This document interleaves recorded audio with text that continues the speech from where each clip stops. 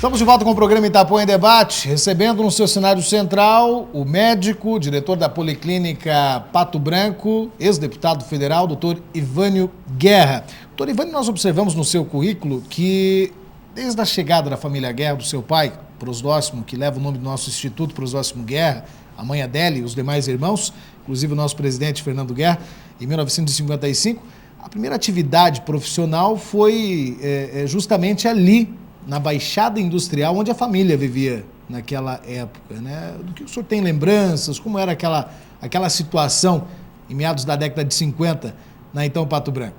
Eu só vou lembrar um pouquinho antes disso, Romeu. Eu nasci em Camargo, diferente dos meus irmãos, né? Porque lá, meu pai saiu lá de Caxias e por perto, onde nasceram, né? Eles foram lá para Soledade. Não era Soledade. Soledade era um município que de abrangência enorme, como foi Clevelândia aqui, com todo o sudoeste. Então nós morávamos, eles foram lá e compraram um terreno naquela época, acho que o governo doou uma espécie assim. E foi toda a família. Foi lá num lugar chamado Povoado Novo, sabe? Mas foi só os familiares, então era subdistrito de Itapucabraba, que pertencia, que era distrito de Soledade. Foi lá que os outros nasceram. Eu nasci num Camargo que era aí pertinho, porque meu pai naquela época montou a primeira jardineira, o ônibus, né? Então nós morávamos aí, mas o ônibus tinha que sair de Camargo. Camargo que passava em Povoado Novo e que depois ia a Soledade. Ia de manhã e voltava à tarde. E aí foi que ele começou, até uma época que vendeu. Aí nós fizemos um comércio, nós tínhamos um comércio, lá eles eram agricultores, e abriram um comércio, em que naquela época o pessoal vendia. Nós íamos, na época que eu era pequeno, uma criança pequena, nós íamos de carroça buscar os produtos, armazenava, meu pai comprou um caminhãozinho e levava para Lajeado, para Guaporé, para esses outros lugares. Aí depois eu fui estudar, com 9 anos eu saí de casa, e uma passagem assim, são umas passagens históricas, né? Saí de casa, num outro ônibus que já não era mais o nosso, da família, fui, e eu me lembro que a minha mãe, preocupada comigo, prendeu dentro do bolso, do meu bolso, com 9 anos, que eu ia para parar na casa do primo, o dinheiro. E aquilo ficou gozação dos meus irmãos, né? Toda época teve que prender, com uma joaninha daquela, o dinheiro. Fui para a Soledade, estudei lá. Estudei em Soledade, no Colégio São José, mas minha nossa, eu nunca passei tanto frio. Tá? Aquele negócio do minuano, você que é gaúcho, né? Não, eu sou paranaense. Você é paranaense? Quem é que é gaúcho aqui? Só o Vitor Hugo? O Reis é gaúcho. O Reis também? Mas você conhece a Soledade? Pela madrugada, viu? Mas aquilo... Não, o minuano eu conheço. Mas lá em Soledade era uma coisa de louco. Mas eu passei tanto frio, mas tanto frio na minha vida, viu? E depois, voltando, então, minha família resolveu como nós éramos. Meu pai tinha 8 filhos e o sócio dele na venda lá do interior era meu tio. Meu tio também tinha 8 filhos. E aí, assim, meu pai disse, olha, não dá, 16 filhos para um negócio desse aqui, não dá, né? Porque a localidade era, o que dá para dizer por aqui, um subdistrito aqui de Pato Branco. Havia só umas 20 famílias, que eram todos meus parentes. E meu pai disse, não, vou lá para Paraná. E eu tinha um irmão mais velho, aquele que faleceu, ele era motorista de caminhão. E nós já tínhamos essa venda e mais serraria, né? E como aqui tinha muito pinheiros, então nós meu pai resolveu, disse, não dá para tanto filho, é melhor que a gente se divida e que vá para o Paraná. Então, em 1955, nós íamos para cá. Mas nós chegamos aqui, tinha caminhão, naquela época meu irmão era motorista e fazia transporte de caminhões, de transporte de caminhão, e fomos morar lá na Baixada, mas ainda não tínhamos serraria. Mas começou, meu irmão veio um ano antes, o Arno veio um ano antes, e montaram aquele bar junto com um primo que sabia fazer um sorvete que ficou famoso aqui em Pato Branco. E naquela época, acho que nem o Vitor Hugo não morava aqui, né, Vitor Hugo? Não. Naquela época tinha 2 times, era o Palmeiras e o Internacional. Palmeiras e Internacional, e nós éramos Palmeiras. E o Valdir era goleiro do Palmeiras. E aí, que o Valdir veio depois, mais tarde. E aí nós montamos eu vim para cá e nós montamos, um ano antes, um bar lá que fazia um sorvete delicioso. Então no sábado e domingo era todo mundo para a Baixada. E como era o único campo de futebol que tinha lá naquela Baixada, aí onde é que posso dizer? Lá para trás do Posto Negro, lá naquela Baixada lá. Posto Gabriel. Posto Gabriel. E lá no final da tarde nós aproveitávamos para vir os patos que sobrevoavam, os marrecos que sobrevoavam lá, e nós esperávamos debaixo daquelas árvores para matar pato para minha mãe fazer. Então, essa história da chegada aqui. E em seguida, meu pai comprou uma serraria ali no Vitorino, ficou muito tempo lá. Daí, o meu irmão, o Arno, que cuidava o bar, ele foi trabalhar na serraria. Sobrou para mim. Como eu estudava à noite, durante o dia eu trabalhava. Voltava da aula, ficava lá atendendo aqueles caras que gostavam de tomar uma cervejinha até 1, 2 horas, né? Eu ficava lá atendendo, e outro ia dormir, porque tinha que levar cedo para fazer sorvete. Então esse foi meu primeiro emprego e meu trabalho. Estudava durante a noite. Depois, aí no ano seguinte, eu fui para Erechim. Fui lá, passei um ano em Erechim, porque aqui eu reprovei porque não tinha aula. Tinha naquela época, primeiro ano de aula à noite, eu vim no colégio de Marista, daqueles rígidos, né? Uma educação muito rígida. E vim para cá, foi uma moleza, porque tinha aula nas irmãs, e à noite era um começo de um curso novo que era só bandido. Não vou citar o nome dos meus amigos naquela época. Uma noite tinha aula e 2 não, ou 3 não. O resultado, né? Foi uma desgraça, e foi bom que eu fui embora, voltei lá para Erechim. Em Erechim eu tive uma outra formação assim, dos maristas, quer dizer, esta era rígida. E foi como mais ou menos um castigo, porque eu não tinha aprendido. Mas, na verdade, eu não tive culpa. Tive culpa que é o colégio que estava ruim naquela época, estava em formação, um curso noturno. Foi para lá, voltei, e aí que comecei meu primeiro emprego aqui no Banestado, né, como contínuo, como servidor de cafezinho. Engraçado, que às vezes eu vejo o pessoal falando isso, dá a impressão que eu nasci já adulto, né? Eu quando conto para eles, mas eu já fiz isso. Quantas profissões? Eu não sei quanto eu fiz na vida. Porque em seguida eu saí de lá, depois saí e fui trabalhar no moinho. Mas no moinho eu penso que fosse só ali, tirando notas e auxiliar de administração. Nada disso. Eu carregava, era o trigo, o saco de trigo nas costas, e empilhava farinha e ficava o dia inteiro trabalhando, sabe? Mas foi aí que me sobrou um dinheiro. Me sobrou um dinheiro que eu comprei a minha primeira espingarda. Ai, sabe? Olha o que eu fiz. Como todo jovem, né? Gastar não tem jeito, né? De alguma coisa ele vai gastar. E eu comprei a espingarda. Aí me deliciava, espingarda moderna, daquelas que não aparecia, aquele canhãozinho em cima. E aí, salve-se os passarinhos. Se eu tenho alguma culpa, olha, eu matei, me desculpe, olha, passarinhada, me desculpe, mas vinha da minha família, né? Então foi uma parte alegre da minha vida até sair para Curitiba. Antes disso, claro, né, durante esses anos todos, aquelas brigas homéricas de futebol, né, participava, mas era magrinho, pesava 54 quilos, 52, 54, quem imagina jogando futebol? Mas sempre me colocava na ponta esquerda, porque eu era o dono da bola, né, claro, né, então, aquela história. E aí fundamos o Internacional, aliás, o Industrial. O Industrial. Industrial. Era a turma da cervejinha, do bate-papo, e aí nós fizemos lá com os amigos lá, os Tonial e outros, Gugemin, e foi feito o time de futebol industrial. Aí foi comprado a sede e é esse industrial de hoje, esse clube importante que tem aqui, né, do Grêmio Industrial. Foi o início nosso lá desta forma. Em que momento, doutor Ivânio, você pensou, diz, vou estudar e vou ser médico? Isso não. Isso meu pai já saiu de lá e disse, filho meu vai estudar. Aliás, é importante que saiba que o Valdir, meu irmão mais velho, como não tinha recurso naquela época lá no Rio Grande do Sul, foi para o seminário. O Assini foi para o seminário, o Aceu foi para o seminário. O Guido chegou a pôr batina. Então, ia para o seminário. Aí resolveram me mandar para o Marista. Eu digo, aí não, né? Não. O senhor não tinha vocação? Eu, o Arno Lides, e o Fernando veio para cá pequeno, né? Então, esse saiu da... Mas não, meu pai exigia, não queria saber. Vocês vão. Claro que nem todos ele pôde, porque o custo seria alto, mas ele insistiu e ele batalhou para isso. Ele, de todas as formas, queria que nós estudássemos. Inclusive o Valdir saiu, foi para Passo Fundo, Cruz Alta e fez naquela época que seria hoje administração, né? A contabilidade, que naquela época era mais ou menos que é hoje uma administração. Mas meu pai não quis, sabe? Disse, não há, ele já tinha essa visão, vou para um lugar novo, eu preciso acomodar todo mundo, mas acima de tudo com educação. E aqueles que não quiseram, o mais velho não, que acabou falecendo, felizmente, né? não deu para estudar porque ele trabalhava e sustentava, né? Meu pai cobrava dele rigorosamente o serviço e tinha que ajudar os demais. E o Arno porque não quis, mas o Assini teve uma formação superior, o Valdir fez e o Fernando veio concluir aqui, né? O Fernando é uma outra história, que ele estava fazendo administração em Curitiba, mas infelizmente não terminou, porque foi uma fase que os outros irmãos foram embora daqui, para o Mato Grosso, dividiu as empresas de Pato Branco, ele foi lá para... Então, o Arno e o Valdir foram para o Mato Grosso e o Fernando voltou para ajudar a administrar. Mas nessa época já estava formado, eu e o Assini também. E a medicina? E a medicina foi uma escolha na evolução.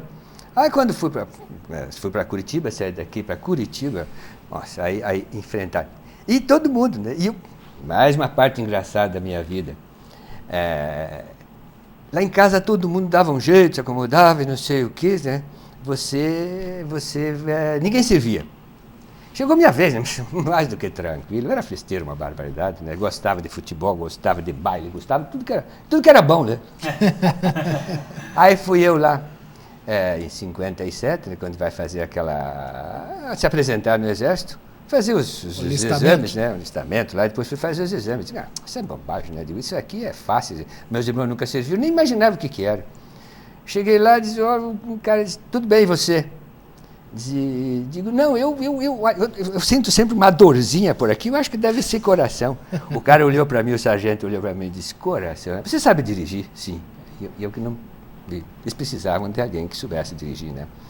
E que soubesse, que tivesse uma formação boa para ir para uma unidade que eles precisassem. Já vem mais ou menos com carta marcada. Aí eu tentei inventar uma coisa, ele, você sofre? Eu disse, não era você que estava jogando domingo lá no campo do Palmeiras, na ponta esquerda? Foi você que quis te derrubar e marcar um pênalti? Ah, foi você. É você que vai servir, não tem mais saída.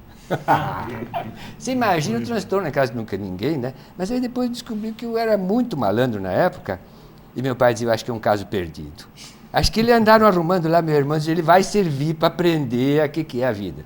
Eu vou ficar, sofri, viu? Sofri naquele negócio em Curitiba, de servir um ano lá, mas não, naquele normal, não tem nada que ser que outras coisas assim, incomodado porque era estudante. Não, fui lá na pesada, 6 horas da manhã, fui lá dentro, assim, a Curitiba, né? Assim, mais ou menos contagiando, que está 0 graus, frio. Sai de lá, vamos todo mundo tomar banho, aquele negócio lá fora. Vários chuveiros, uns 20 chuveiros, todo rodeado, uns madeiritos por volta, assim, você lá caindo aquela água, mas pela madrugada, assim, e depois aqueles trabalhos de campo, em que você passava aquela mochila nas costas, que marchava 20 km para diante e para trás, e a noite inteira acordado, os caras te prendiam, te amarravam, te jogavam lá, nossa, mas valeu, viu? Mas aprendi a ser disciplinado. Hoje eu sei porque eu tenho disciplina. Marca uma hora aqui. Você mesmo hoje disse 2h20. Pedi desculpa para ela que me atrasei na frente atendendo no telefone, que passou 2 minutos, senão 2h20. Eu estou, quer dizer, tive uma disciplina, uma formação de exército.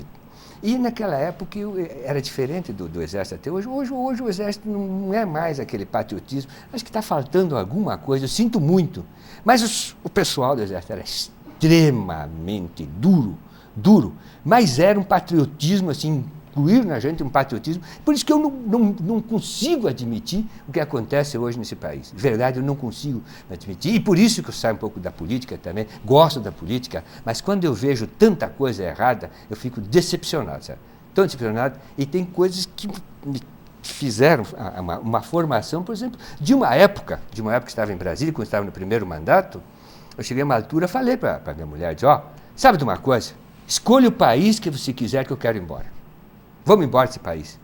Dizer, mas por quê? Olha, eu vejo umas coisas erradas aí, eu fico tão decepcionado, mas eu fico tão brabo com o que acontece aqui, por causa daquele patriotismo que este ano me deu, sabe? Essa coragem, esse patriotismo. De ver, escolha um país, vamos embora. Vamos vender tudo, vamos embora. Dizer, mas vamos começar tudo em outro país. Não, eu não aguento essa maracutaia que se faz, se forma, não é do meu estilo.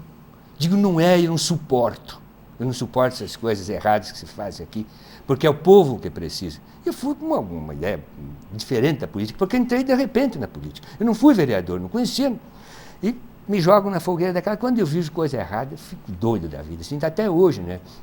Fico ressentido quando as pessoas dizem, não, olha, tá. E o pessoal se acostumou dessa forma de ver as coisas erradas e admitir. E não é mais pouca coisa, não. Cada vez quando se falava, desapareceu 10 mil reais, todo mundo, olha, não sei o quê. Hoje é 1 bilhão, é 2 bilhões, não se tem mais noção do tamanho do desperdício. Como é que foi a sua entrada na política? Foi por acaso, o senhor falou? Foi por acaso. Eu posso dizer que foi por acaso. Você assumiu o ministério? Você tinha assumido o ministério, tinha feito campanhas. Acontece, Nazarino, que todo esse tempo eu ajudei o Ocini, sabe? O Ocini veio para cá e ocupou um lugar que era meu, que seria do INAMPS na época, chefe daqui, da seção aqui de Pato Branco. O INAMPS estava instalando. Então já tinha sido escalado um cargo para o Hospital São Lucas e um cargo para a Policlínica.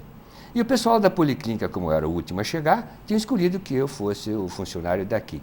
Quando o Ocini chegou, fez amizade com o pessoal que estava aqui, e eu achei por bem que quem tinha clientela era só eu, o Ocini estava chegando. Então eu disse para o Ocini, então fique você.